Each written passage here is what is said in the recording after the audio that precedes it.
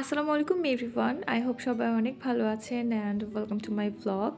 এই ব্লগটা হচ্ছে ফ্রাইডে সন্ধ্যার পর থেকে বলতে পারি ইফতারের পর থেকে আর কি স্টার্ট করেছিলাম। তো এটা আমার শেয়ার করা হয়নি, আজকে শেয়ার করছি।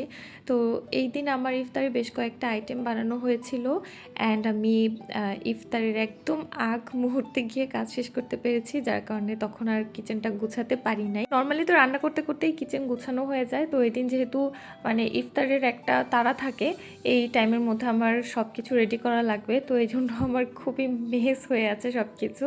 এনিওয়েজ, তো আমি সব কিছু টুকটাক গুছিয়ে নিয়েছি, জাস্ট কাউন্টার টপটাকে খালি করেছিলাম। আর তারপর এখানে সাবুদানার যে ডেজার্টটা বানিয়েছিলাম সেটা খাচ্ছিলাম, আমার কাছে খুবই মজা লেগেছিল, এটা আমি আরও একবার বানাবো। এনিওয়েজ, তারপর এখন কফি খাবো, সো দুধ জাল করতে চলে আসলাম। আর এই যে কাউন্টার টপটাই খালি গুছানো হয়েছে, এখনও চুলা টুলা তারপরে থালা বাসনগুলো ধোয়া হয়নি। তো আমি কফি বা চা না খেয়ে তো কোনো কাজ করতেই পারবো না। আমি তো নর্মালি চা পাগল মানুষ, কফি আমার খুব একটা খাওয়া হয় না, বাট তানবিনের বাবা আবার হচ্ছে কফি পাগল। মানে দুইজন হচ্ছে পুরা মানে উল্টা, যেটা পছন্দ করব সে এক্স্যাক্ট তার অপোজিটটা পছন্দ করবে। তো যাই হোক, কফি টফি খেয়ে তারপরে এখন চলে আসলাম কাজে। এখন আমি আগে মোটামুটি চুলাটাকে একটু হালকা পাতলা মুছে তারপরে কাজ শুরু করে দিব। তো ফার্স্টে এখন হচ্ছে এখানে আমি তানবিনের জন্য তরকারি রান্না করব, কারণ ওর ডিনার টাইম অলমোস্ট হয়ে গিয়েছিল। এগুলো করতে করতে আমার 8টা বেজে গিয়েছিল। তো রান্না শেষ করতে করতে মোটামুটি 9টা সাড়ে 9টার মতো বেজে যাবে, এর মধ্যে আমি ওকে ডিনারটা দেওয়ার ট্রাই করি। তো আজকে এখানে আমি জাস্ট হচ্ছে চিংড়ি দিয়ে মিষ্টি কুমড়া ভাজি করব। টু বি অনেস্ট, এখন আসলে খুব একটা ওর জন্য যে প্রতিবেলায় আলাদা করে তরকারি রান্না করি ওইরকম না। আমরা যেটা খাই ওইখান থেকে ঝালটা কম দিলে টুকটাক ওগুলোই খাওয়াই আর কি। তো সামটাইমস যখন আমার কোনো কিছু আর কি ডিসাইড করা থাকে না যে আমি নিজে কি রান্না করব, যেমন আজকে আমি এখন পর্যন্ত ডিসাইড করতে পারিনি যে আমি কি রান্না করব। আমি ঝটপট আগে ওর খাবারটা রেডি করে দিচ্ছি, যাতে করে ওর মানে টাইমলি ওকে আমি খাবারটা দিতে পারি।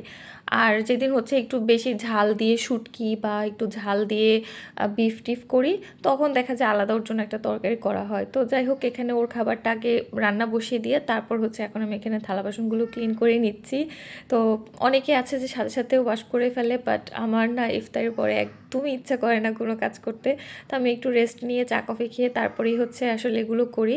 তো এখানে চিংড়িটা হচ্ছে আমি আগে তুলে রেখেছিলাম, কারণ চিংড়ি বেশিক্ষণ সিদ্ধ করলে মানে রান্না করলে আর কি অনেক বেশি শক্ত হয়ে যায়। এখানে একটা চিংড়ি দিচ্ছি, দেখে কেউ কিছু মনে করবেন না, ও দুপুরবেলাতেও চিংড়ি খেয়েছে 2টা, তো এই জন্য আমি আর বেশি দেই নাই, রাতে আমি শুধু একটাই দিয়েছি। যাই হোক, তারপরে ফাইনালি ডিসাইড করতে পেরেছি, মানে তানবিনের বাবাই বলেছে যে গরুর মাংস রান্না করে নাও। তো আমি এখানে ডিফ্রস্ট করতে অনেক বেশি টাইম লেগেছিল, আমি একটু হালকা গরম পানি দিয়ে পরে হচ্ছে ডিফ্রস্ট করছি। পেস্ট করা আদা রসুন শেষ হয়ে গিয়েছিল, তো এখন আসলে আর ইচ্ছে করছিল না। তো আমার আগে থেকে যে একটা মশলা রেডি করে রাখছিলাম, তো আমি ওটা দিয়ে হচ্ছে তরকারিটা বসিয়ে দিয়েছি। আর তারপরে হচ্ছে আজকে একটু দই বসাবো, দই শেষ হয়ে গিয়েছে। তো দই বসানোর জন্য আমি যে ট্রিক্সটা ফলো করি সেটা হচ্ছে দইয়ের যে দুধটা সেটা হচ্ছে জাল করার সময় আমি এরকম একটা চামচ দিয়ে রাখি স্টিলের, যার কারণে ওইটার মধ্যে আর সর পড়ে না। সর পড়লে কিন্তু দইটা ভালো জমতে চায় না। আরেকটা হচ্ছে আমি যতটুকু পরিমাণ দুধ নিই সেটার 3/2 ভাগ রাখি আর 1 ভাগ হচ্ছে কমাই। একদম কমিয়ে হাফ করে ফেললে তখন হচ্ছে দইটা আঠালো আঠালো হয়, সময় জমতেও চায় না। তো যাই হোক, এ কারণে 3/1 ভাগ জাল করে কমাই আর কি। আর বাকিটা হচ্ছে এরকম নাড়াচাড়া করে ঠান্ডা করে আঙুল চুবিয়ে রাখার মতো ঠান্ডা করে নিই, একদম পুরো ঠান্ডা করে ফেলি না। আর সাথে আমি একটু গুঁড়ো দুধ অ্যাড করি, গুঁড়ো দুধ অ্যাড করলে দইয়ের টেস্টটাও যেমন ভালো আসে, দইটা খুব সুন্দর করে জমেও। তো আমি এখানে আজকে ইউজ করছি হচ্ছে কাপ দই যেটা সেটা। আর আমি টক দইটাই বানাই, মানে এটার সাথে আমি কোনো চিনি টিনি অ্যাড করি না, চাইলে আপনারা চিনি অ্যাড করতে পারেন, বাবুকে দেই তো এই জন্য আর এক্সট্রা চিনি অ্যাড করি না। তারপরে হচ্ছে আমি এরকম আর কি যেই পাত্রে বসাবো সেই পাত্রে দই যদি থাকে তাহলে একটু মেশাই, আর না হয় মানে মেশানো লাগে না আসলে, দুধের সাথে 1-2 চামচ দই মিশালে তারপরেই হয়ে যায় আর কি।